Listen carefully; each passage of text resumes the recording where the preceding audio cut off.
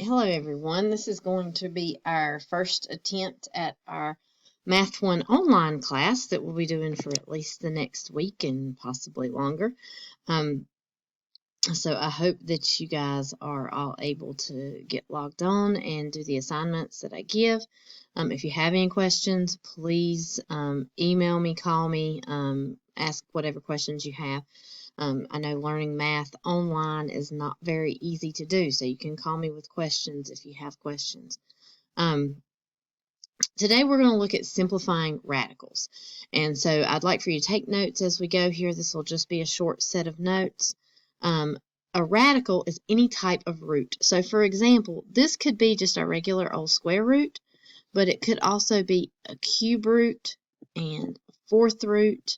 We looked at these a little bit whenever we were doing rational exponents. If you remember rational exponents, that was where we had maybe like the third root of x,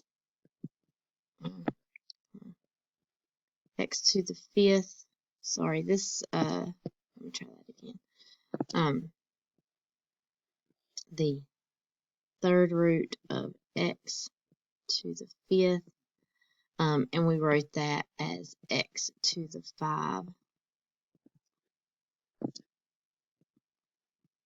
over 3. So we've looked at roots a little bit when we were doing that. But today we're mostly going to focus on simplifying square roots. We're not going to really work with the cube root or fourth root or fifth root here.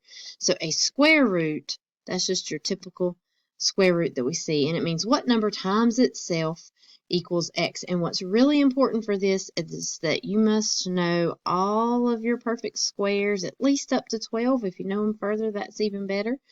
But a perfect square is a number that gives you a whole number when you take its square root. So for example, the square root of 1 is 1. So that number 1 is a perfect square.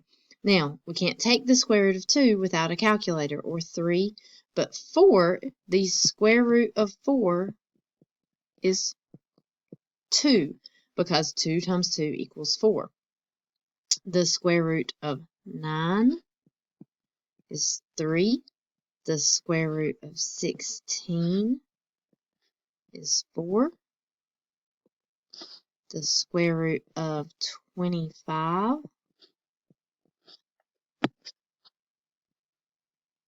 is 5. The square root of 36 is 6. If we keep going, the square root of 49 is 7. The square root of, let's see, next would be 64. That would be 8. The square root of 81 is 9. The square root of 100 is 10. The square root of 121 is 11. And the square root of 144 is 12. Now, perfect squares keep on going. 13 times 13 is going to give you a perfect square. 14 times 14 will give you a perfect square. But I want you guys to all have these memorized. In fact, there's going to be a quick quick quiz that you're going to have to take on this about the perfect squares that will be timed. So you need to have these memorized, 1 through 12. It's basically just knowing your multiplication tables, because 9 times 9 equals 81. So the square root of 81 is 9.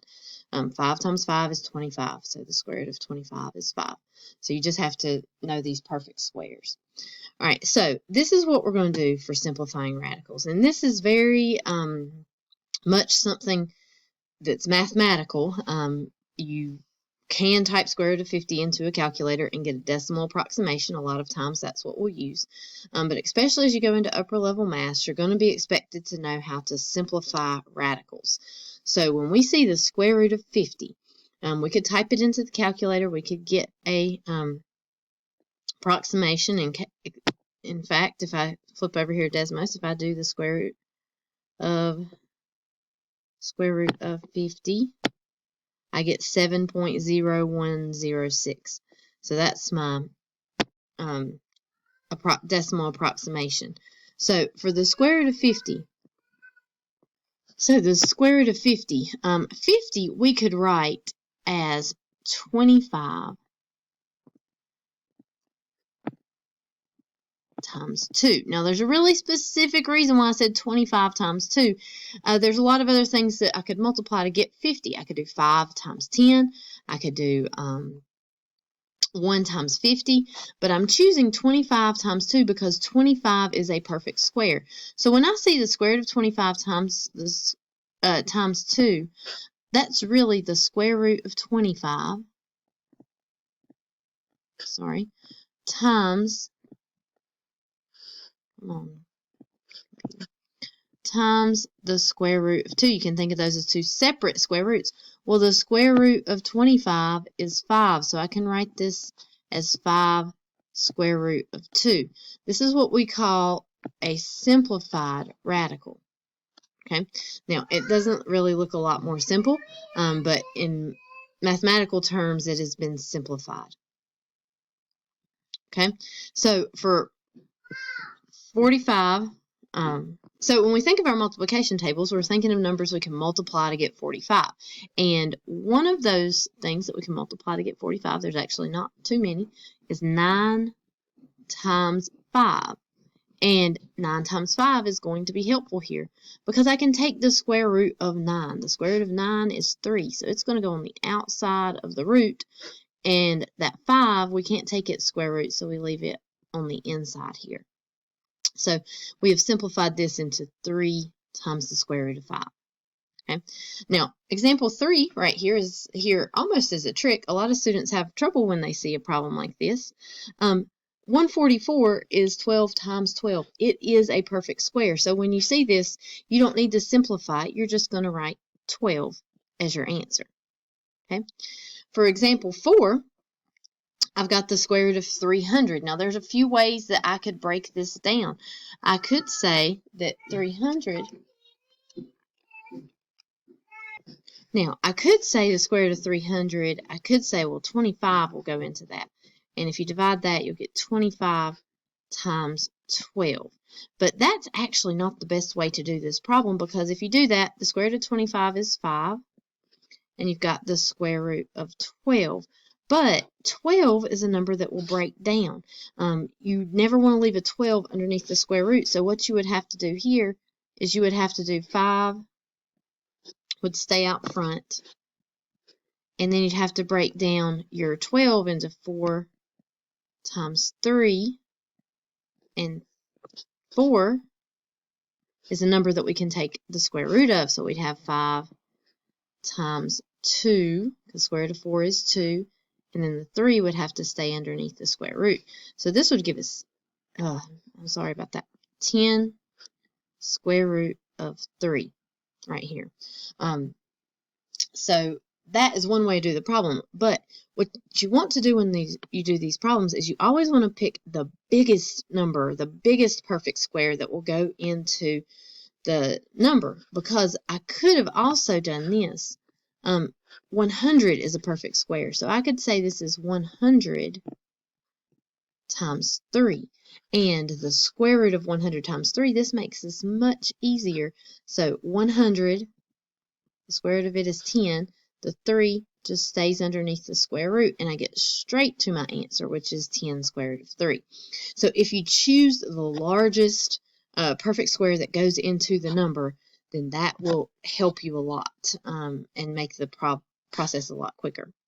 All right, we've got just a couple more examples. Our next one is the square root of 48. And so 48, immediately when I see 48, I think of 6 times 8. That's the multiplication table that pops in my head. But 6 times 8, I cannot take the square root of 6, and I cannot take the square root of 8. Neither one of those are perfect squares. So those are not the numbers that I need to use. Another thing that I could use here is 4 and 12. And 4 is a perfect square, so that works well. But just like we saw on that last problem, there's that 12 that we have, and we're going to have to break that down further. So it would be in our best interest to look for bigger numbers. If 4 works, there's a possibility that if 4 works, there's a possibility that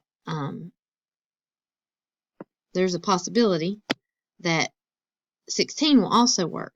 So, let's see, I don't need that. So, do this real quick. So, if I take 48, this is annoying, and divide it, good gracious. Alright, if I take 48 and divide it by 16, you see I get 3. So that tells me here that that I could also, instead of using 4 and 12, I could use 16 times 3. And 16 times 3 is going to be much easier because the square root of 16 is 4. And then I would have a 3 left underneath the square root. And so that would be my answer here. And so example 6, I've got 68. Now 68, I'm not so sure that's not really a multiplication table, so I'm going to go over to my calculator here and see what I could get to work out. And when I do that, let's see if I can get it to come up. Okay. I could do, let's see, 68. I could try dividing that by 4, and I get 17. So that works. I happened to pick the very first one there, but let's say if it had not worked, I could have divided this by 9. You can see I get a decimal there, so that doesn't work. Or I could have divided it by 16. Doesn't work. I could divide this by, I could divide 68 by 25. No, that's not going to work out. But here, 4 does work. 68 divided by 4 is 17. So, if I go over here, this is the square root of 4 times 17. And so the square root of 4 is 2. It can go on the outside of the square root, but the 17 is trapped. It has to stay underneath because it's not a perfect square. So 2 times the square root of 17 is my answer. Now you can also use your calculator to help check to see if you've got these right. It will at least tell you if they're equivalent. So for example, if we look at example 5, we have the square root of 48. So if I go over here to Desmos, or you could just use the calculator on your phone, if I take 48, let's see. Let's see, I need to close that so I can do the square root. Square root of 48 gives me the decimal of 6.928. Now, if I type in my answer for that one, let's see real quick. My answer was 4 times the square root of 3. So if I type in my answer, 4 times the square root of 3, notice I also get that same decimal right there. So that tells me that what I have is at least equivalent. Now you do have to be careful because another thing we could have gotten there is 2 square root of 12. And if I type in 2 square root of 12, you'll see I also get that same decimal. So that one is not completely simplified because it has the 12 there that could still break down, but they're all the same. But this will help you a little bit as you go along. So for this, you'll have a couple assignments that go with this. So please look at the module on Canvas so that you can do those assignments for me. If you have any questions, let me know. Thank you for watching.